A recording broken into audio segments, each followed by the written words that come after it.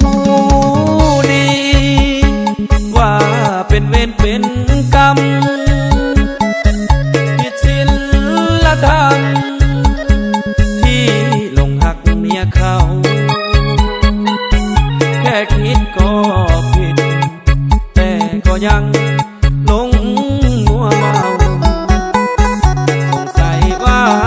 เขาคงได้ปีนต้นงิ้วบอกใจตัวเองว่าเขามีครอบครัวบาปสิกินหัวตัวห้ามใจบ่ฟังเมื่อเห็นเมียเขาแล้วหัวใจมันสั่นอยากบอกหักนั้นบอกกาญาณคนใดกินได้แต่แอบมองไม่ปองเป็นสู้ทางใจบ่อยากเว้าหลายยันผัวเขาได้กินถ้าผัวน้องหูสิเอาปืนมายิง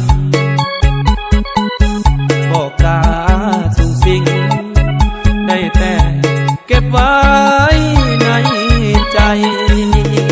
สาวเมียเขาอยากเว้าย่านคนเขาสา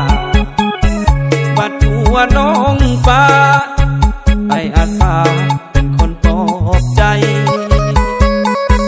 ทั้งที่กูว่ามันเป็นไปบ่ได้แค่คิดก็สุขหัวใจที่ลงแอบหักเมียเขา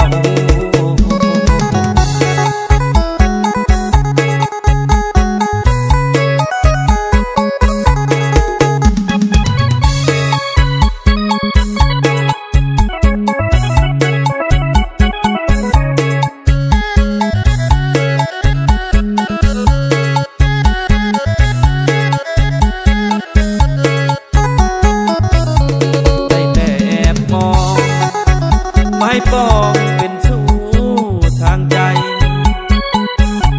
บ่อยากเว้าหลายยันผัวเขาได้กินถ้าผัวน้องหู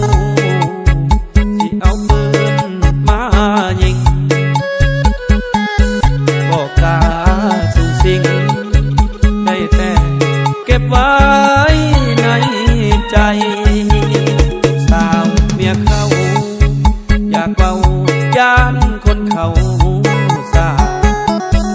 บัดหัวน้องฟ้าไอ้อาสาเป็นคนปลอบใจทั้งที่กูว่ามันเป็นไปบ่ได้แค่คิดก็สุขหัวใจที่ลงแอบหัก